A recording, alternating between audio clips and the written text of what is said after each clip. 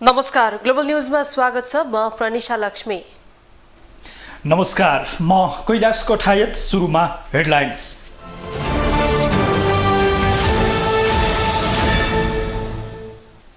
नेपाल र भारतबीच 7वटा सम्झौतामा हस्ताक्षर। प्रचण्डसँगको पार्टनरसिप सुपरहिट बनाउन महत्त्वपूर्ण निर्णय गरेको मोदीको दाबी।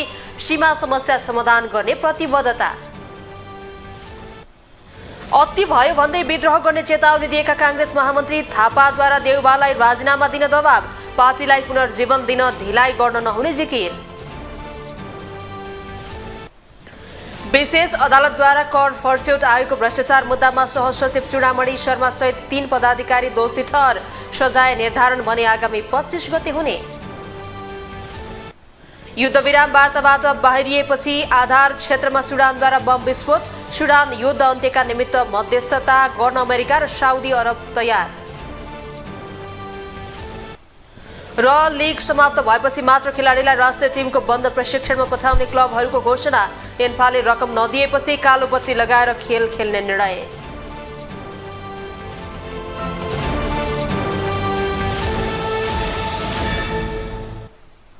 ग्लोबल न्यूज अब विस्तारमा। प्रधानमन्त्री पुष्पकमल दाहालको औपचारिक भारत भ्रमणका क्रममा नेपाल र भारतबीच 7 सम्झौतामा हस्ताक्षर भएको छ। नेपाल र भारतबीच तल्लो Arun, Phukot Karnali petroleum pipeline, cross border payment, Dodhara Chandani सुक्खा बन्दरगाह निर्माण लगायतका समझदारीमा हस्ताक्षर भएको हो। एक रिपोर्ट। प्रधानमन्त्री पुष्पकमल दाहालको भारत भ्रमणका क्रममा नेपाल र भारतबीच 7 मुख्य सम्झौतामा हस्ताक्षर भएको छ। तल्लो Arun, Phukot Karnali petroleum pipeline, cross border payment, Dodhara Chandani सुक्खा बन्दरगाह निर्माण लगायतका समझदारीमा नेपाल र भारतबीच सम्झौता भएको हो। नेपाल र भारतबीच भएको सम्झौताको विवरण प्रधानमन्त्री दाहाल र भारतीय प्रधानमन्त्री नरेन्द्र मोदीको संयुक्त पत्रकार सम्मेलन मार्फत जानकारी गराइएको हो। सम्झौतापछि तल्लो अरुण जलविद्युत आयोजनाको परियोजना विकास सम्झौता पीडीए समेत भएको छ। 669 मेगावाट क्षमताको तल्लो अरुण जलविद्युत परियोजनाको विकासको लागि सतलज विद्युत निगम एसजीभीएन अन्तर्गतको SJVN lower Arun power development कम्पनीसँग पीडीए भएको हो। पीडीएमा नेपालका तर्फबाट लगानी बोर्डका प्रमुख कार्यकारी अधिकृत सुशील भट्ट, भारतका तर्फबाट सतलज विद्युत निगमका सीएमडी एनएल शर्माले हस्ताक्षर गरेका छन्। समझदारी पत्र दुई देशका प्रधानमन्त्रीको संयुक्त पत्रकार सम्मेलनमा आदान प्रदान भएको छ। त्यस्तै 480 मेगावाटको फुकोट कर्णाली जलविद्युत आयोजना पनि भारतकै पोल्टामा परेको छ। फुकोट कर्णाली नेपाल विद्युत प्राधिकरण अन्तर्गतको विद्युत उत्पादन कम्पनीले अघि बढाइरहेको जलविद्युत आयोजना हो। प्रधानमन्त्रीको यसपटकको भारत भ्रमणमा उक्त आयोजनाको 49% सेयर नेपालले राखेर 51% सेयर भारत सरकारको स्वामित्व रहेको कम्पनी एनएचपीसी लिमिटेडलाई दिने समझौता भएको हो। नेपाल के सुदूर पश्चिमी क्षेत्र से कनेक्टिविटी को बढ़ावा देने के लिए शीर्षा और झूलाघाट में 2 और पुल बनाए जाएंगे। क्रॉस बॉर्डर डिजिटल पेमेंट के लिए उसके माध्यम से फाइनेंशियल कनेक्टिविटी में उठाए गए कदमों का हम स्वागत करते हैं। इसका लाभ हजारों विद्यार्थी, लाखों टूरिस्ट और तीर्थयात्रियों के साथ साथ मेडिकल ट्रीटमेंट के लिए भारत आए मरीजों को भी मिलेगा। 3 आईसीपी के निर्माण से आर्थिक कनेक्टिविटी सुदृढ़ होगी। पिछले साल हमने पावर सेक्टर में सहयोग के लिए एक लैंडमार्क विजन डॉक्यूमेंट अपनाया था। इसको आगे बढ़ाते हुए आज भारत और नेपाल के बीच long term power trade agreement संपन्न किया गया है। इसके अंतर्गत हमने आने वाले 10 वर्षों में नेपाल से 10,000 मेगावाट बिजली आयात करने का लक्ष्य रखा है। त्यस्तै नेपाल र भारतबीच नेपाल भारत पारवाहन सम्झौता नवीकरण गर्ने, सीमापार पेट्रोलियम पाइपलाइनलाई अमलेखगञ्जबाट चितवनसम्म ल्याउने र सिलगढीबाट झापासम्म पुर्याउने सहमति भएको छ। त्यस्तै परराष्ट्र मामिला अध्ययन प्रतिष्ठान र सुषमा स्वराज इन्स्टिच्युट बीच सहकार्य गर्ने, कञ्चनपुरको दोधरा चाँदनीमा एकीकृत जाँच चौकी बनाउने र झुलाघाटमा पक्की पुल बनाउने सम्झौता भएको हो। Today, we also witnessed the signing and exchange of the project development agreement for the development of 669 megawatt Lower Arun hydropower project and the MOU on the development of 480 megawatt Phukot Karnali hydropower project. These projects provide a fresh momentum for power sector development and cross-border trade. Prime Minister Modi ji and I agreed to advance the Pancheshwar multi-purpose project by concluding the DPR within 3 months. For this purpose, we have directed our respective officials to expedite bilateral discussion. The modalities of implementation will be concluded within 1 year after the approval of DPR by the two governments. प्रधानमन्त्री दाहाल 4 दिने औपचारिक भ्रमणका लागि बुधबार भारत गएका थिए। प्रधानमन्त्री दाहाल र भारतीय प्रधानमन्त्री मोदीले संयुक्त पत्रकार सम्मेलनमा दुई देशको सम्बन्ध बलियो बनाउने बताएका थिए। ग्लोबल टेलिभिजनका लागि कैलाश कठायत, काठमाडौँ। भारतीय प्रधानमन्त्री नरेन्द्र मोदीले नेपालसँगको सीमा समस्या समाधान हुने बताउनु भएको छ। बिहीबार हैदराबाद हाउसमा प्रधानमन्त्री पुष्पकमल दाहाल प्रचण्डसँग भएको भेटवार्तापछि आयोजित पत्रकार सम्मेलनमा प्रधानमन्त्री मोदीले नेपालसँगको सम्बन्ध हिमाल भन्दा उच्च बनाउन काम गरिरहने बताउनु भएको हो। पर स्थापित करेंगे कि हमारे बॉर्डर्स, हमारे बीच बैरियर्स न बने। टैक्स की जगह पाइपलाइन से तेल का निर्यात होना चाहिए। साझा नदियों के ऊपर ब्रिज बनाने चाहिए। नेपाल से भारत को बिजली निर्यात करने के लिए सुविधाएं बनाई जानी चाहिए। फ्रेंड्स, मोदीले भारत र नेपालको धार्मिक र सांस्कृतिक सम्बन्ध धेरै पुरानो रहेको उल्लेख गर्दै अझ धेरै बलियो बनाउने बताउनुभयो। पत्रकार सम्मेलनमा नेपालका प्रधानमन्त्री प्रचण्डले भारतीय प्रधानमन्त्री मोदीसँगको भेटमा सीमा समस्या स्थापित द्विपक्षीय कूटनीतिक संयन्त्र मार्फत समाधान गर्न आग्रह गरेको पनि बताउनु भएको थियो। उहाँले आफू र प्रधानमन्त्री प्रचण्डले भविष्यमा आफ्नो पार्टनरशिपलाई सुपरहिट बनाउनका लागि महत्त्वपूर्ण निर्णय गरेको बताउनुभयो। विश्व में अपनी पार्टनरशिप को सुपर हिट बनाने के लिए बहुत से महत्वपूर्ण निर्णय लिए हैं।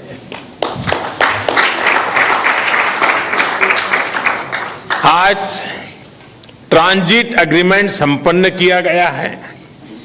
इसमें नेपाल के लोगों के लिए नए रेल रूट्स के साथ साथ भारत के इनलैंड वाटरवेज की सुविधा का भी प्रावधान किया गया है।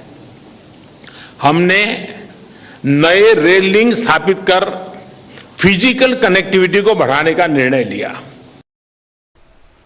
उहाँले ट्रान्जिट एग्रिमेन्ट गरिएको भन्दै यसबाट नेपाली जनताका लागि नयाँ रेल रुटका साथै भारतभित्र इनल्यान्ड वाटरवेजको सुविधाको प्रावधान रहेको बताउनु भएको छ। भारतीय प्रधानमन्त्री मोदीले नेपालबाट 10 वर्षमा 10,000 मेगावाट बिजुली आयात गर्ने भारतको लक्ष्य रहेको पनि बताउनु भएको छ। भारत भ्रमणमा रहेका प्रधानमन्त्री पुष्पकमल दाहाल प्रचण्डले भारतका राष्ट्रपति द्रौपदी मुर्मुसँग शिष्टाचार भेटवार्ता गर्नु भएको छ। बिहीबार राष्ट्रपति भवनमा भएको भेटवार्ताका क्रममा द्विपक्षीय सम्बन्ध लगायतका विषयमा कुराकानी भएको थियो। त्यस्तै प्रधानमन्त्री प्रचण्डले बिहीबार नै भारतका उपराष्ट्रपति जगदीप धनखडसँग पनि शिष्टाचार भेटवार्ता गर्नु भएको छ।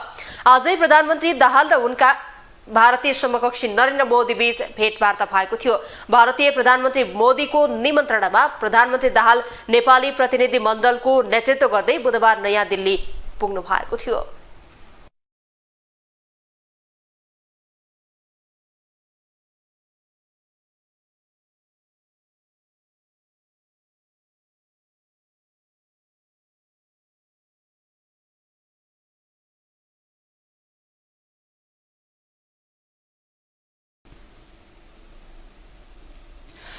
यति बेला प्रधानमन्त्री पुष्पकमल दाहाल 4 दिने भारत भ्रमणमा छन्। भ्रमणका क्रममा प्रधानमन्त्री दाहालले भारतीय प्रधानमन्त्री नरेन्द्र मोदीसँग समेत भेटवार्ता गरेका छन्, जहाँ उनले विभिन्न 7वटा सम्झौता समेत गरेका छन्। प्रधानमन्त्री दाहालको यो भारत भ्रमणलाई भारतीय मिडियाहरूले पनि महत्त्व दिएर समाचार लेखेका छन्। 4 दिने भारत भ्रमणका क्रममा दिल्ली पुगेका प्रधानमन्त्री पुष्पकमल दाहाल प्रचण्डले भारतीय प्रधानमन्त्री नरेन्द्र मोदीसँग बिहिबार भेटवार्ता गरेका छन्। भेटवार्ताका क्रममा विभिन्न 7वटा सम्झौतामा हस्ताक्षर भएको छ। दाहालको भ्रमणबारे भारतीय सञ्चार माध्यमले विभिन्न खाले टिक्का टिप्पणी गरिरहेका छन्। बीबीसी हिन्दीले नेपालका प्रधानमन्त्री प्रचण्डको भारत भ्रमणमा कुन सन्धि पुनरावलोकन हुने शीर्षकमा पुराना सन्धिहरूको विषय उठान गरेको छ। बीबीसी हिन्दीले भ्रमणका क्रममा नेपाल भारतबीच भएको 2 दशक पुरानो सन्धिको समीक्षा हुने पनि उल्लेख गरेको छ। नेपालका उद्योग वाणिज्य तथा आपूर्ति मन्त्रीले पनि सन् 1999 को नेपाल भारत पारवहन सन्धिलाई केही अतिरिक्त सुविधाहरू सहित परिमार्जन गर्न लागि पुष्टि गरेको जनाएको छ। त्यस्तै अर्को भारतीय सञ्चार माध्यम हिन्दुस्तान टाइम्सले हाम्रो साझेदारीलाई सुपरहिट बनाउँदैछौँ भनेर मोदीले भनेर समाचार लेखेको छ। उसले प्रधानमन्त्री नरेन्द्र मोदी र नेपालका प्रधानमन्त्री पुष्पकमल दाहालले बिहिबार दिउँसो 7वटा सम्झौतामा हस्ताक्षर गरेको उल्लेख गरेको छ। सन् 2014 मा पहिलो पटक प्रधानमन्त्री बनेपछिको आफ्नो पहिलो नेपाल भ्रमणको स्मरण गर्दै मोदीले भारत नेपाल सम्बन्ध सुधार्न हिट सूत्र दिएको र आजको सम्झौताले त्यो सम्बन्धलाई सुपरहिट बन्न मद्दत गर्ने बताएको हिन्दुस्तान टाइम्सले जनाएको छ। हिन्दुस्तान टाइम्सले कुन सम्झौतामा हस्ताक्षर गरे सम्पूर्ण विवरण खुलाएको छ। साथै टाइम्सले भूपरिवेष्टित नेपाल वस्तु तथा सेवाको ढुवानीका लागि भारतमा धेरै निर्भर छ र समुद्रसम्मको पहुँच भारत हुँदैछ भन्ने समाचार लेखेको छ। सन् 1950 को भारत नेपाल शान्ति तथा मैत्री सन्धिले 2 देशबीचको विशेष सम्बन्धको आधारशिला रहेको समेत समाचारमा उल्लेख गरिएको छ। त्यस्तै भारतको अर्को सञ्चार माध्यम आज तकले प्रचण्डको भारत भ्रमणमा नेपालले यस्तो कदम उठायो, नागरिकता कानुनलाई लिएर चीन रिसाउने शीर्षकमा समाचार लेखेको छ। आज तकले नेपाली प्रधानमन्त्रीको भारत भ्रमणको केही घण्टा अगाडि नै नेपालका राष्ट्रपति रामचन्द्र पौडेलले नागरिकताको कानुनको विवादास्पद संशोधनलाई स्वीकृति दिएको र जसबाट चीन रिसाउने पक्का भएको उल्लेख गरेको छ। त्यस्तै अर्को मिडिया दैनिक भास्करले नेपाल भारत बीच रामायण सटिक छिट्टै बनाइने प्रधानमन्त्री मोदीले भने, हिटबाट सम्बन्ध सुपरहिट बनाउँछौँ। प्रचण्डले भने सीमा विवाद वार्ताबाट समाधान हुन्छ शीर्षकमा समाचार प्रकाशन गरेको छ। भारत पुगेका नेपालका प्रधानमन्त्री पुष्पकमल दाहाल र प्रधानमन्त्री मोदी बीच भएको भेटवार्तापछि यस्तो निर्णय भएको दैनिक भास्करले उल्लेख गरेको छ। त्यस्तै अर्को भारतीय सञ्चार माध्यम अमर उजालाले 2 देश बीचको समस्या वार्ताबाटै हल गरिने उल्लेख गरेको छ। द्विपक्षीय वार्तापछि दुवै देशका प्रधानमन्त्रीले कुर्था बिजलापुरा रेलमार्गको संयुक्त रूपमा उद्घाटन गरेको समेत समाचारमा उल्लेख गरिएको छ। तर भारतकै अर्को सञ्चार माध्यम द टाइम्स अफ इन्डियाले भने प्रचण्डको भारत भ्रमणलाई खासै प्राथमिकता दिएको छैन। ग्लोबल टेलिभिजनको लागि एजेन्सीको सहयोगमा विशाल पुरीको रिपोर्ट। अब ग्लोबल भोइस।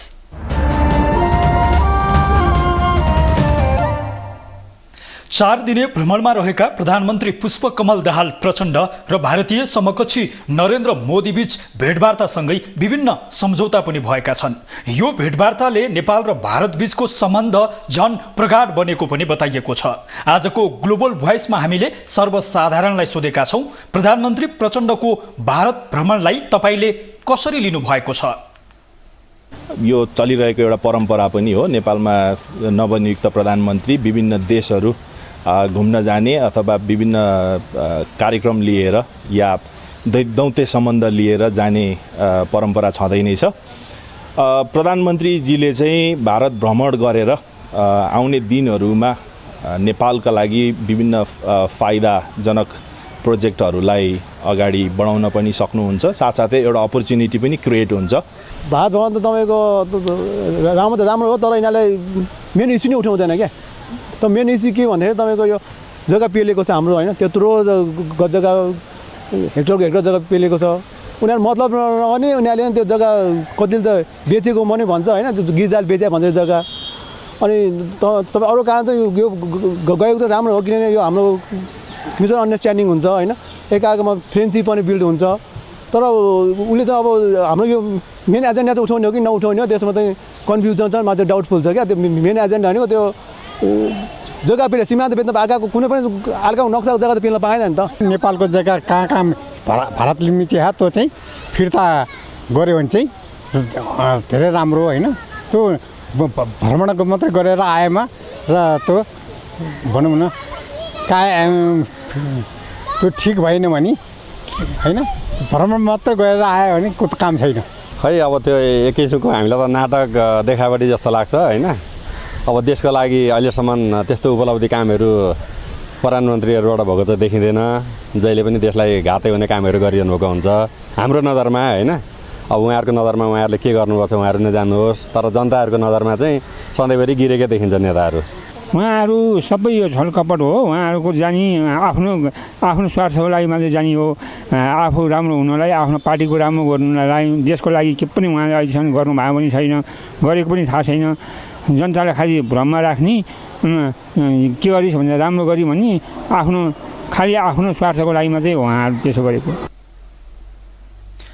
पूर्व प्रधानमन्त्री तथा नेकपा एकीकृत समाजवादीका सम्मानित नेता झलनाथ खनालले पूर्व राजा ज्ञानेन्द्रलाई संयमित हुन आग्रह गरेका छन्। नेता खनालले पूर्व राजा ज्ञानेन्द्रलाई देशका कुनै पनि ठाउँमा कार्यक्रम गर्न नदिने चेतावनी समेत दिएका छन्। बुधबार खनाल सहभागी कार्यक्रममा राजावादीहरूले शाह विरुद्ध बोलेको भन्दै उनी विरुद्ध नाराबाजी गरेका थिए। उनका अलावा यसअघि प्रधानमन्त्री पुष्पकमल दाहाल र एमाले अध्यक्ष ओली विरुद्ध समेत नाराबाजी भएको थियो। शीर्ष नेताहरू विरुद्ध नाराबाजी भइरहेका बेला पूर्व राजाको भने सक्रियता बढेको छ। आखिर किन हुँदैछ शीर्ष नेताहरू विरुद्ध नाराबाजी? एक रिपोर्ट। पछिल्लो समय सडकदेखि सदनसम्म राजावादीले राजतन्त्र पुनर्बहालीको माग गरिरहेका छन्। सडक र सदनमा राजावादीको आवाज सुनेर पूर्व राजा ज्ञानेन्द्र शाहको सक्रियता समेत वात्तै बढेको छ।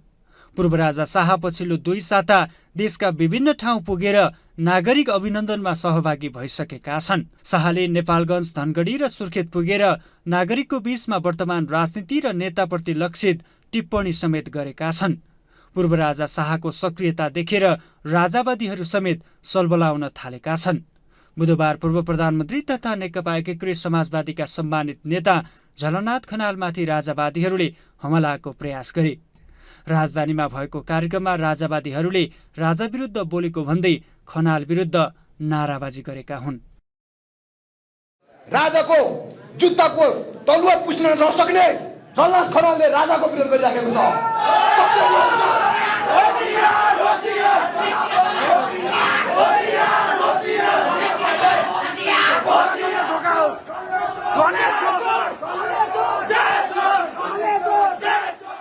पूर्व राजा ज्ञानेन्द्र शाहको सक्रियताबारे नेताहरूले विभिन्न टीका टिप्पणी गरिरहेका छन्। गणतन्त्रवादी नेताहरूको टिप्पणीपछि राजावादीहरूले मुलुकमा गणतन्त्र ल्याउन महत्त्वपूर्ण भूमिका खेलेका शीर्षस्थ नेतृत्वहरूमाथि नै भौतिक रूपमा आक्रमणको प्रयास गरिरहेका छन्।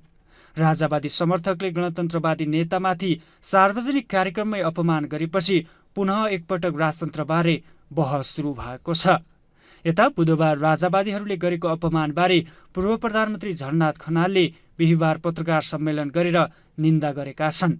पत्रकार सम्मेलनमा बोल्दै नेता खनालले पूर्व राजा ज्ञानेन्द्र शाहको नेपालभित्रै भ्रमण अन्त्य गरिदिने चेतावनी समेत दिएका छन्। तर म भन्छु ज्ञानेन्द्र शाहलाई, खबरदार, यदि देशमा गुण्डागर्दी मचाउने इच्छा छ, अराजकता मचाउने इच्छा छ, लोकतन्त्रलाई तलमाथि पार्ने इच्छा छ भने यो इच्छा पूरा हुनेवाला छैन। यो अहिले नै हिसाब किताब गरेर बसे हुन्छ। जहाँसम्म अब फेरि पनि नारायण हिटी दरबारमा गएर फेरि पनि मुकुट लगाएर बस्छु भन्ने यदि सपना देखेको छ भने त्यो सपना भनेको चाहिँ नि दिउँसै आकाशतिर फर्केर हेरेको सपना मात्रै हो।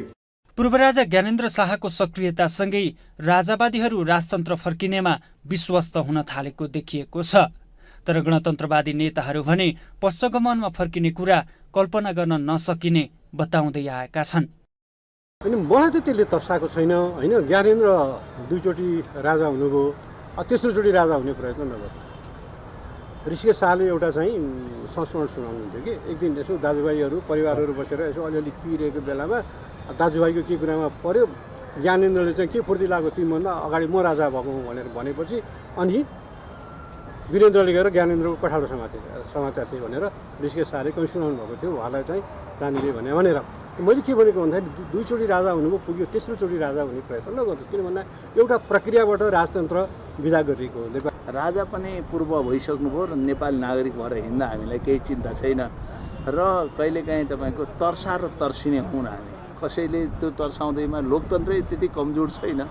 सभ्य शालीन रूपमा प्रस्तुत हुँदा हाम्रो कसैसँग विमति रहँदैन। तर नेपालको संविधान कानुनको दायराभित्र रहेर संविधानभित्र रहेर कोही काहीँ घुम्दैमा यो लोकतन्त्र समाप्त हुँदैन र त्यो कानुनी राज्य पनि समाप्त हुँदैन। त्यही आधारमा राजा आइहाल्छ भन्ने पक्षमा चाहिँ म छैन। केही सीमित परिवारहरूले मेरो पुर्खाले आर्जिएको सम्पत्ति भनेर भन्दै गर्दा हुन्छ? हाम्रो पुर्खा थिएन यो देशमा, हाम्रो पुर्खाको लगानी छैन। केही पुर्खाहरू, उहाँको पुर्खाहरू त दरबारभित्र बसेर राज्य गरिरहेको थियो, हाम्रो पुर्खाहरू फिल्डमा खटिरहेको थियो, बोर्डरको सुरक्षा गरेर मरिरहेको थियो। अनि हाम्रो पुर्खाको इतिहास चाहिँ बिर्सिदिने, केही सीमित परिवारको गौरव भनेर मात्र हुन्छ? त्यो निभ्न लागेको बत्ती अलि धेरै बल्छ भन्छ नि, त्यस्तै हो। राजाहरूले भण्डारशाल पर्व, कोत पर्व, दरबार हत्याकाण्ड मञ्चन गरे। ठोकरपाका, सिन्धुपाल्चोकको ठोकरपाका सुमिता नमिता दुईटा राम्रा सुन्दरीहरूलाई बलात्कार गरेर हत्या गरेर पोखराको सेती नदीमा लगेर फ्याँके। केही कानुन लागेन, आफ्नै वंशनाश गर्न पछि परेनन् भन्दा यसलाई गौरव भनियो भने यो त विडम्बना हुन्छ। यसअघि प्रधानमन्त्री पुष्पकमल दाहाल प्रचण्डलाई काठमाडौँमा नेकपा एमालेका अध्यक्ष तथा पूर्व प्रधानमन्त्री केपी शर्मा ओलीलाई झापामा नागरिकले अपमान गरेका थिए। लामो समय देश र जनताको सेवा गर्ने अवसर पाए पनि जनताका लागि केही गर्न नसकेको भन्दै दलका नेताहरूप्रतिको असन्तुष्टि समेत देखिरहेको छ। दशकौं सत्ताको बागडोर सम्हाल्दा समेत जनताले राज्य र सरकारको अनुभव गर्न नपाएको जनगुनासोलाई पूर्व राजा ज्ञानेन्द्र शाहले क्यास गर्न खोजिरहेका बेला राजावादीहरू समेत त्यसै फाइदा लिने दाउमा देखिएका छन्। ग्लोबल टेलिभिजन एचडीका लागि क्यामेरामा सञ्जुक पौडेलका साथमा विनोद विक्रम भण्डारी, काठमाडौँ। नेपाली कांग्रेसका महामन्त्री गगन थापाले पार्टीको भविष्यमाथि चिन्ता गर्दै सभापति शेरबहादुर देउवालाई प्रश्न सोधेका छन्। कांग्रेस अहिले अप्ठ्यारो अवस्थाबाट गुज्रिरहेको बताउँदै थापाले नेतृत्व छोड्न तयार हो भन्दै सभापति देउवालाई प्रश्न सोधेका हुन्। उनले पार्टी नेतृत्वमाथि कार्यकर्ता स्तरबाटै असन्तुष्टि आएको दावी समेत गरेका छन्। एक रिपोर्ट। नेपाली कांग्रेसका महामन्त्री गगन थापा पछिल्लो समय पार्टी सभापति शेरबहादुर देउवा विरुद्ध आक्रामक बन्दै गएका छन्। केही समय अघि उनले पार्टीको हितका लागि महामन्त्री पदबाट राजीनामा दिने धम्की दिएका थिए। उनले पार्टी सुधारका लागि बरु महामन्त्री त्याग्न तयार रहेको तर पछि नहट्ने बताएका थिए। थापाले यसअघि अति भयो भन्दै विद्रोह गर्ने चेतावनी समेत दिएका थिए। महामन्त्री थापाले सभापति शेरबहादुर देउवाले एकलौटी रूपमा पार्टी चलाएको भन्दै निरन्तर विरोध गरिरहेका छन्। योभन्दा अघिल्ला बैठकहरूमा पनि भन्दै आएको, अघिल्लो बैठकहरूमा मत राखियो, आफ्नो फरक मत राखियो, तर पार्टीको बहुमतले गर्यो निर्णय भनेर मानियो। अब मानिन्न, अब लडिन्छ र नेपाली कांग्रेस पार्टीले त्यहीबाट सुरु गर्छ। नेपाली कांग्रेस पार्टीले गरेको गल्तीलाई स्वीकार गर्दै आम जनतासँग माफी माग्दै आम पार्टीका सदस्यहरूसँग माफी माग्दै यो कांग्रेसले घोषणा गर्नुपर्छ कि यो कांग्रेसले अब जीवनमा चुनाव हारिन्छ, 2 पटक हारिन्छ, 3 पटक हारिन्छ, त जीवनमा नेपाली कांग्रेसले कुनै पार्टीसँग चुनाव अगाडि गठबन्धन गर्दैन, तालमेल गर्दैन। भुइँमा बस्नु परे बसौँला, मञ्च नपाइएला, सडकमा बस्नु परे बसौँला, तर गर्दैन। यो ठाउँ यो गल्ती जहाँबाट भएको छ सच्याउने काम त्यहीँबाट गर्नुपर्छ। उनै थापाले बिहिबार सभापति शेरबहादुर देउवालाई नेतृत्वबाट बिदा लिन चुनौती दिएका छन्। नेतृत्वको कार्यशैलीले पार्टीको तल्लो तहमा निराशा छाएको भन्दै पार्टीलाई पुनर्जीवन दिन नेतृत्वले ढिलाइ गर्न नहुने थापाको भनाइ छ। चुनाव जितेर संघदेखि प्रदेश स्थानीय तहसम्ममा नेतृत्व हुँदा समेत पार्टी कार्यकर्ता तहमा व्यापक निराशा छाएको गगनको भनाइ छ। उनले आगामी निर्वाचनमा सबै दलहरू एकै ठाउँमा उभिए पनि कांग्रेसले चुनावअघि कसैसँग गठबन्धन नगरी एक्लै लड्नुपर्ने समेत बताए। थापाले कांग्रेस पुनर्निर्माणका निम्ति सबै गुटहरूलाई भत्काउनु पर्ने समेत बताएका छन्। नेपाली कांग्रेस पार्टीभित्र अबैलाई सुधार्ने भने कांग्रेसभित्र हामीले भएको गुट सबै भत्काउनुपर्छ। जम्मा कांग्रेसमा 2टा गुट छ भन्ने भनौँ, जम्मा 2टा गुट कांग्रेसमा। अब एउटा गुट भनेको कांग्रेसमा परिवर्तन चाहने गुट, एउटा गुट भनेको परिवर्तन रोक्ने गुट। अब यो दाई त्यो दाई यो सब छोडिदिनुहोस्। हिजो को दाईसँग को लाग्यो सब बिर्सौँ। अब हिजो एउटा अवस्था थियो, अब कांग्रेसभित्र एउटा परिवर्तन, कांग्रेस बदलेर छाड्ने एउटा गुट होइन, बदल्न मिल्दैन, कहाँ दाईहरू रिसाउनुहुन्छ भनेर भन्ने हो भने त्यो अर्को गुट। जो दाईसँग लाग्छ दाईसँगै जाने, जो आउँछ त्यो सँगसँगै जाने, गर्दै जाने, काम गर्दै जाने। यो बाटो बनाउन सकियो भने यो पार्टी बाँच्यो हेर्नुहोस्, पार्टी बचाउने हो। गगन थापा मात्रै होइन, अर्का महामन्त्री विश्वप्रकाश शर्मा पनि पार्टी सभापति देउबासँग असन्तुष्ट छन्। सभापति देउबाबाट पार्टी रूपान्तरणको सम्भावना सकिएको उनीहरूको निष्कर्ष छ। पार्टी सभापति देउबाको कार्यशैलीबाट आजित बनेका महामन्त्री द्वय थापा र शर्माले पार्टीभित्रै सङ्घर्ष गर्ने उद्घोष गरिसकेका छन्। नागरिकता विधेयक प्रमाणीकरण गर्ने राष्ट्रपतिको कदमको सत्तारूढ दलकै शीर्ष नेताहरूले विरोध जनाएका छन्। सरकारमा रहेको नेकपा एकीकृत समाजवादीका नेता झलनाथ खनालले राष्ट्रपतिको कदमको आलोचना गरेका हुन्। यता नेकपा एमाले पनि समेत नागरिकता विधेयक प्रमाणीकरण गर्नु संविधान विपरीत रहेको बताएको छ। यही विषयमा सर्वोच्च अदालतमा रिट समेत दायर भएको छ। एक रिपोर्ट। राष्ट्रपति रामचन्द्र पौडेलले नागरिकता विधेयक प्रमाणीकरण गरेपछि सत्तारूढ दलकै नेताहरू असन्तुष्ट देखिएका छन्। सरकारमै रहेको नेकपा एकीकृत समाजवादीका सम्मानित नेता झलनाथ खनालले राष्ट्रपतिबाट नागरिकता विधेयक प्रमाणीकरण गर्नु संविधान विपरीत भएको बताएका छन्। कुनै पनि विधेयक संसदले पास गरेपछि त्यसलाई प्रमाणीकरणका लागि पठाउने अधिकारी भनेको संसदको सभामुख मात्रै हुने उनको भनाइ छ। मन्त्री परिषदको बैठकबाट पास गरेर प्रमाणीकरण गराउनु संविधान विपरीत भएको उनको भनाइ छ। सभामुखले पठाएको विधेयकलाई 15 दिनभित्रमा प्रमाणीकरण गर्नुपर्ने र प्रमाणीकरण नभए विधेयक जीवित नहुने भन्दै उनले एउटा अधिवेशनमा विधेयक प्रमाणीकरण भएन भने जस्ताको त्यस्तै राष्ट्रपति समक्ष विधेयक जान नसक्ने समेत बताएका छन्। सरकारले कानुन मिचेर विधेयक प्रमाणीकरणका लागि पठाएको आरोप समेत नेता खनालले लगाएका छन्। एउटा अधिवेशनमा त्यो विधेयक बनेन भने अर्को अधिवेशनमा त्यो जस्ताको तस्तै जान सक्दैन, त्यसको मृत्यु, त्यो निष्क्रिय हुन्छ, अर्कोमा फेरि लानुपर्ने हुन्छ। अहिले यो प्रमाणीकरणै गर्नुपर्ने आवश्यकता थियो भने यो विधेयकलाई फेरि यो संसदमा लगेर व्यापक छलफल गरेर त्यहाँबाट पास गरेर अनि सभामुखले ल प्रमाणीकरण गर्नु पर्यो भनेर लगेको भए मात्रै पनि प्रक्रियाको कुरा मिल्थ्यो। तर यी कुनै पनि कुराहरू नगरी संविधानलाई ठाडै कुल्चेर जुन ढङ्गले भयो मेरो मानसिकताले मानेको छैन। आवश्यक थियो होला यो ऐन बनाउन, तर संविधान मिचेर कुनै पनि काम भयो भने त्यो राम्रो हुँदैन, यसले नजिर राम्रो बसाउँदैन। यता संसदको प्रमुख प्रतिपक्षी दल नेकपा एमालेका उपाध्यक्ष सुभाष चन्द्र नेम्बाङले राष्ट्रपतिले नागरिकता सम्बन्धी विधेयक प्रमाणीकरण गर्नु संविधानमाथिको नाङ्गो प्रहार भएको आरोप लगाएका छन्। उपाध्यक्ष नेम्बाङले राष्ट्रपतिबाट नागरिकता सम्बन्धी विधेयक प्रमाणीकरण हुनु जनताको अधिकारमाथि र संसदमाथि नाङ्गो प्रहार भएको बताएका हुन्। नागरिकता विधेयकलाई प्रमाणीकरण गरेर संविधान कानून स्थापित अभ्यास र संसदीय परिपाटीले नचिनेको बाटो हिँड्ने काम भएको उनले आरोप समेत लगाएका छन्। संसदलाई छेउ पार्ने काम गरिएको भन्दै यस्तो गर्नु गलत भएको भन्दै उनले अघिल्लो प्रतिनिधि सभाको कार्यकालमै तत्कालीन राष्ट्रपति विद्यादेवी भण्डारीले दोस्रो पटक प्रमाणीकरणका लागि पेश हुँदा समेत 15 दिनभित्र प्रमाणीकरण नगरेको उल्लेख गर्दै विधेयक उतिबेलै निष्क्रिय भएको दावी गरेका छन्। जनताले जनताको लागि बनाएको संविधानको रक्षाको लागि आधारभूत रूपमा दलहरू एक ठाउँमा उभिनुपर्छ। यस कुरामा भूमिका निर्वाह गर्दै प्रतिपक्षले, अहिले हामी नेकपा एमाले प्रमुख प्रतिपक्षमा छौँ, यो अहिले मैले भनिराखेको कुरालाई व्यवहारमा उतार्नको लागि जनताले अनुभूत गर्ने गरिकन परिवर्तनलाई व्यवहारमा कार्यान्वयन गर्नको लागि हामीले भूमिका निर्वाह गर्नुपर्छ। जस्तो अहिले उठेका विषयहरूलाई हामी जनताको बीचमा लैजान्छौँ, हामी संसदमा उठाउँछौँ। यस्ता कतिपय विषयहरू आवश्यक पर्दा अदालतमा प्रवेश पाएका छन्। सबै ढङ्गले हामी यी विषयहरूमा सशक्त ढङ्गले जनताको बीचमा प्रस्तुत हुन्छौँ। नागरिकता प्रमाणीकरणको विषयलाई लिएर एमाले जनतामा जाने भन्दै नेमाङले यो विषय संसदमा पनि उठाउने बताएका छन्। यता नागरिकता विधेयक प्रमाणीकरण गर्ने राष्ट्रपतिको कदम विरुद्ध सर्वोच्च अदालतमा रिट समेत दायर भएको छ।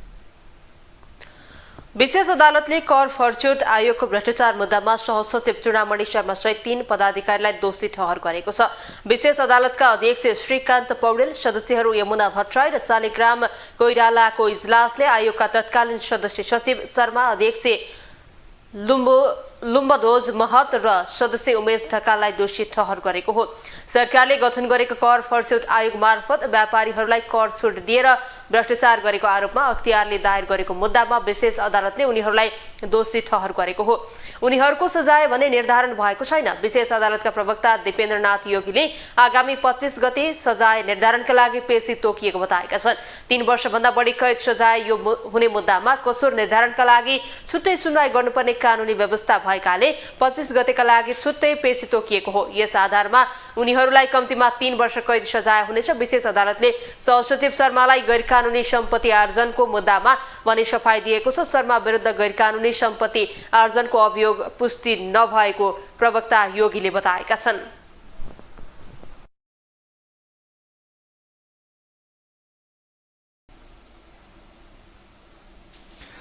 सभामुख देवराज घिमिरेले नयाँ संसद भवनको काम निर्धारित समयभित्र सम्पन्न गर्न निर्देशन दिनुभएको छ। बिहिबार सिंहदरबार स्थित निर्माणाधीन संसद भवनको निरीक्षण एवं अवलोकन गर्दै उहाँले ठेक्का समयभित्रै काम सम्पन्न गर्न निर्देशन दिनुभएको हो।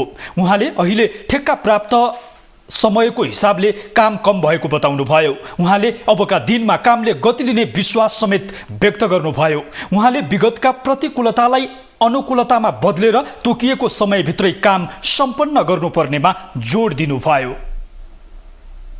अब समयको हिसाबले त्यति गरौँ, तर विश्वास के छ भने अब यसले स्पिड लिन्छ भने होइन, सबै लाग्नुपर्छ, बढ्नुपर्छ। त्यो मेरो कारणले होइन, राष्ट्रको आवश्यकताको कारणले हो। त्यो पूर्ति गर्नको लागि हामी सबै हिजोका प्रतिकूलताहरूलाई अब अनुकूलतामा बदलेको स्थिति छ, त्यसमाथि हामी विश्वास गरौँ। हिजो प्रतिकूलताहरू थिए, थपे पनि हिजो त्यो टार्गेट मिट गर्न सकेनौँ। अब अनुकूलताहरू चाहिँ पेमेन्टको अनुकूलता, अब यो के अरे एलसी खोल्ने अनुकूलता, सामानहरूको अर्डर गर्ने अनुकूलता, जे उहाँहरूले बताउनु भएको छ, यसले अब विश्वास गरौँ हामी के भने समयभित्र गर्न सक्छौँ। उपसभामुख इन्दिरा राणाले समयको दुरुपयोग गर्नु भ्रष्टाचार सरह भएकाले नयाँ संसद भवन निर्माणको प्रक्रिया समयमै नै सम्पन्न हुनुपर्ने बताउनुभयो। उहाँले मुखले मिठो बोलेर भन्दा पनि व्यवहारमा काम गरेर देखाउनु पर्ने धारणा राख्नुभयो। सम्म नहुनु भनेको तुरुन्तै एक्सन लिनुपर्छ कि मुखले बोलेर मिठो मिठो शब्द बोलेर होइन, एक्सनमा आउनुपर्छ। अनि मात्रै हामी सफल हुन्छौँ कुनै पनि कुरामा। म त रातारात पुल बनाउने मान्छे हो। त्यो बाटो नभएको ठाउँमा पनि के अरे आफै बसेर के अरे मुढा राखेर पुल बनाएर हिँड्ने मान्छे हो म होइन। त्यसले गर्दाखेरि म चाहिँ यो स्पिडमा हुनुपर्छ। यदि छैन भने अघि नै भने सब कन्ट्र्याक्टर राखेर भए पनि उहाँहरूले समय जुन उहाँले एग्री गर्नुभएको छ त्यति समयमा सिधाउनुपर्छ। शहरी विकास मन्त्री सीता गुरुङले नयाँ संसद भवन निर्माणको म्याद सरकारले थप्न नसक्ने बताउनुभयो। उहाँले यसअघि पनि सरकारले 2 पटकसम्म म्याद थपिसकेको भन्दै अब ठेका समय थप्न नसकिने बताउनु भएको हो।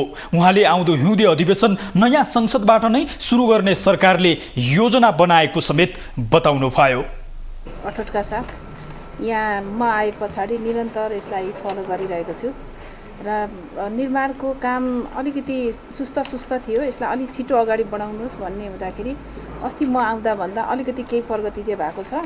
अब अगाडि बढाउनको निम्ति चाहिँ उहाँहरूले जुन जनशक्ति छ, जनशक्ति अत्यन्तै थोरै छ, त्यसलाई बढाउनुपर्छ र हाम्रो मन्त्रालयबाट भुक्तानी दिने कुरामा, नीतिगत निर्णय गर्ने कुरामा काहीँ कतै कमजोरी चाहिँ कमी कमजोरी भएको छ भने हामी जतिखेर पनि निर्णय गर्न तयार छौँ। तर उहाँहरूले काम चाहिँ टाइममा गर्नुपर्छ। हामी म्याद थप्ने रहर छैन।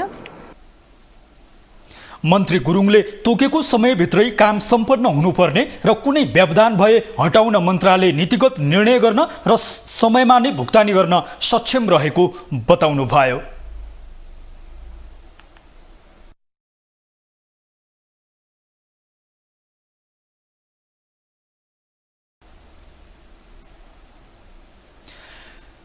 सांसदहरूले सरकारले राष्ट्रिय अभिलेखालयलाई व्यवस्थित बनाउन जोड दिनुपर्ने बताएका छन्।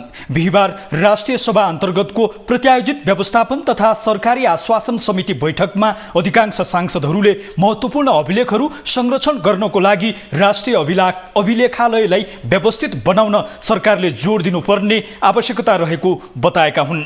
उनीहरूले राष्ट्रिय महत्त्वका कागजपत्र वा अभिलेखालयमा सुरक्षित रूपमा संरक्षण गर्नको लागि सरकारले अभिलेखालयलाई व्यवस्थित बनाउनु पर्ने बताएका हुन्। समिति सभापति माया प्रसाद शर्माले राष्ट्रिय महत्त्वका कागजपत्र राज्यलाई नै आवश्यक हुने भन्दै अभिलेखालयलाई व्यवस्थित बनाई संरक्षण गर्न आवश्यक रहेको बताउनुभयो। मलाई चाहिने भए भने राष्ट्रलाई चाहिने छ देखाउनलाई गर्ने होइन नि त, आवश्यकता पूर्ति गर्नका लागि होइन त्यसलाई गर्ने कुरा हो। यो एकदम महत्त्वको छ। जहाँ हाम्रो युवराज मान्यजीले भन्नुभयो त्यो विगत भएन भने वर्तमान मूलभ्रष्ट हुन्छ, वर्तमानै छैन भने भविष्यको के आशा गर्ने। सही कुरा त्यही होइन। विगत हामीसँग संरक्षण गर्न सकेनौँ भने विगत पूर्वको पनि त इतिहास राख्नु पऱ्यो होइन। पूर्व थियो भनेर भन्ने कुरा जनतालाई जानकारी दिन पनि त इतिहास हुनु पऱ्यो त। राम्रो मात्रै इतिहास हुन्छ त नराम्रो पनि त इतिहास हो। परिवर्तनका हरेक कालखण्डहरू किन एकपछि अर्को नराम्रो भएको कारणले हो होइन। नराम्रो भएको कारणले परिवर्तन हुन्छ र आज पनि नराम्रो गरे फेरि अर्को परिवर्तन हुन्छ भन्ने कुरा त बुझ्नु पऱ्यो, बुझाउनु पऱ्यो नि त। यहीमा रहिरहेको छ टिकिरहेको छ, कुरूप भए पनि गलत भए पनि यसैमा रहिराख्नुपर्छ भन्ने हुँदैन। राष्ट्रिय सभा सदस्य गोपाल भट्टराईले राष्ट्रिय अभिलेखालय वार्षिक 5 लाख बजेटले व्यवस्थापन हुन नसक्ने बताउनुभयो। उहाँले राज्यका महत्त्वपूर्ण कागजातहरू व्यवस्थापन र व्यवस्थित बनाउने राज्यको दायित्व भएको भन्दै संरक्षण गर्न आवश्यक रहेको बताउनुभयो। त्यहाँको व्यवस्थापनको निम्ति बजेट भनेको 4 लाख 5 लाख 10 लाख गरेर दिन्छ र त्यत्रो व्यवस्थापन गर्नुपर्छ। त्यसो भएर यो हामीले राज्यसित सरकारसित चाहिँ हाम्रो समितिले हाम्रो जिम्मेवारी पनि भएको हुनाले हामीले पुरा गर्नुपर्ने अवस्था पनि देखियो। अब यसलाई अलिकति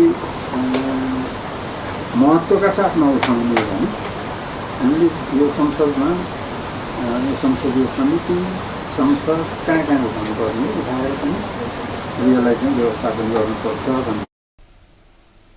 त्यस्तै अर्का सदस्य मोहम्मद खालिदले राष्ट्रिय अभिलेखालयमा बस्ने कागजपत्र राष्ट्रिय धरोहर भएको बताउनुभयो। उहाँले राष्ट्रिय धरोहरलाई जोगाउनु पर्ने जिम्मेवारी सांसदहरूको पनि भएको बताउनुभयो।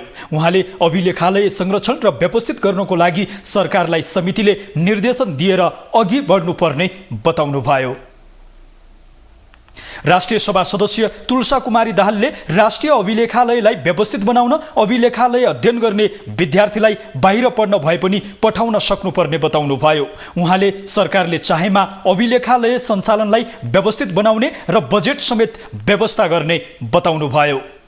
राष्ट्रिय अभिलेखालयकी प्रमुख सौभाग्य प्रधानाङ्गले अभिलेखालय सुधार तथा व्यवस्थापनको लागि कानुनी व्यवस्था गर्न आवश्यक रहेको बताउनुभयो। उहाँले सार्वजनिक कागजात तथा अभिलेख संरक्षण तथा व्यवस्थापन नीति मस्यौदा आवश्यक परिमार्जन गरी कार्यान्वयन गर्नुपर्ने बताउनुभयो।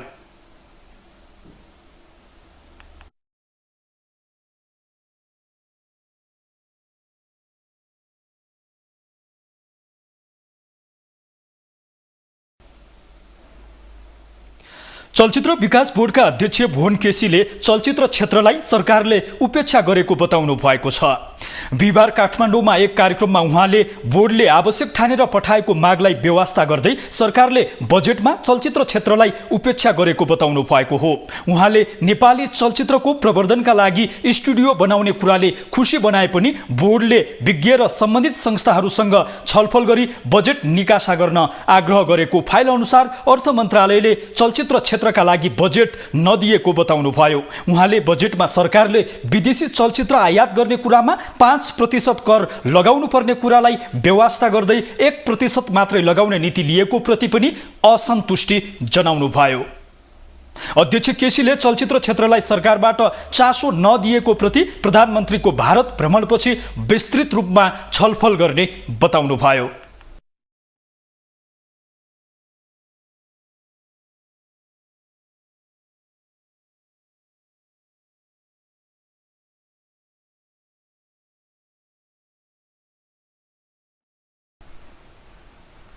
अब इन्टरनेशनल न्यूज।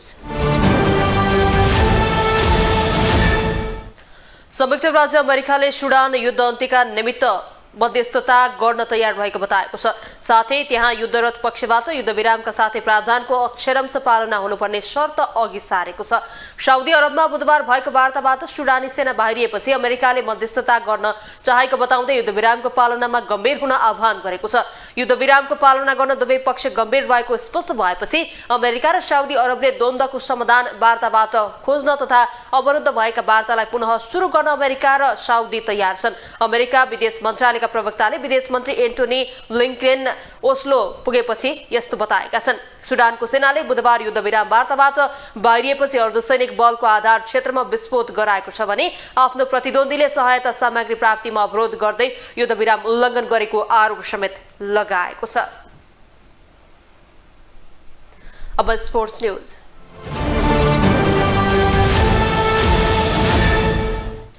ए डिभिजन लीगका क्लबहरूले लीग समाप्त भएपछि मात्र खेलाडीलाई राष्ट्रिय टिमको बन्द प्रशिक्षणमा पठाउने घोषणा गरेका छन्।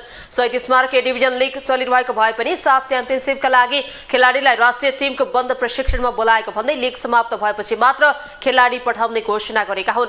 बिहिबार लीगका 10 क्लबहरूको प्रतिनिधिसहित बसेको बैठकले लीग जारी रहँदा पनि खेलाडीलाई राष्ट्रिय टिमको बन्द प्रशिक्षणमा बोलाएको भन्दै लीग समाप्त नहुँदासम्म नपठाउने निर्णय गरेका छन्। क्लबहरूले अखिल नेपाल फुटबल संघ एन्फालाई पुरानो तयारी खर्च, दोस्रो किस्ता म्याच पनि मनी र म्यान अफ दि म्याचको रकम उपलब्ध गराउन ताकेता पनि गरेको छ। बैठकले रकम नआएको भन्दै जेठ 19 गतेदेखि रकम नआउन्जेल विरोध स्वरूप खेलाडी र पदाधिकारीहरूले कालो पत्ते लगाएर लीगको खेलहरू खेल्ने निर्णय गरेको संकटा क्लबका अध्यक्ष इन्द्रमान तुलाधरले जानकारी दिनुभएको छ। नेपालका मुख्य प्रशिक्षक भिन्सेन्जो अल्बर्टो एन्सले मंगलबार साफ च्याम्पियनशिपका लागि 30 सदस्यीय प्रारम्भिक टोली घोषणा गरेका थिए। साफ च्याम्पियनशिपको 14औं संस्करण अगस्त 6 देखि 18 सम्म बेंगलोरमा हुँदैछ। नेपालका लागि फिलिपिन्ससँग मैत्रीपूर्ण खेल खेल्ने तालिका स्पष्ट छ। साफमा नेपाल, भारत, बंगलादेश, कुवेत, लेबनान, भुटान, पाकिस्तान, मालदिप्स लगायतका आयोजकहरूको सहभागिता रहेको छ। फिफाको प्रतिबन्धका कारण श्रीलङ्काले यो संस्करण खेल्न सकेन भने कुवेत र लेबनान आमन्त्रित टोलीका रूपमा सहभागी भएका छन्।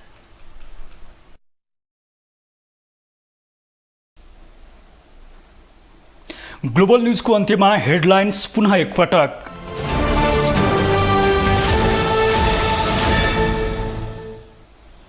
नेपाल र भारतबीच 7वटा सम्झौतामा हस्ताक्षर। प्रचण्डसँगको पार्टनरशिप सुपरहिट बनाउन महत्त्वपूर्ण निर्णय गरेको मोदीको दाबी। सीमा समस्या समाधान गर्ने प्रतिबद्धता।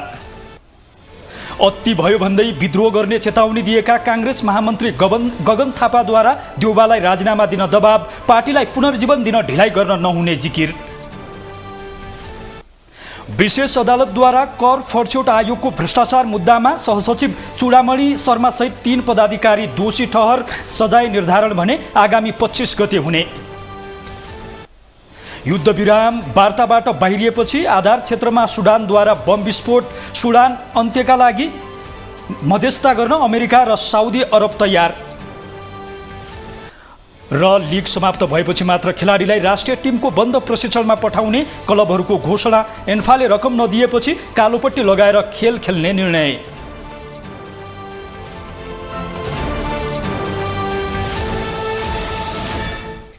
ग्लोबल न्यूज अहिलेलाई यति नै। ग्लोबल टेलिभिजन तपाईँ फेसबुक तथा युट्युबमा पनि प्रत्यक्ष रूपमा हेर्न सक्नुहुनेछ। ग्लोबल टेलिभिजन हेर्दै गर्नुहोला। नमस्ते।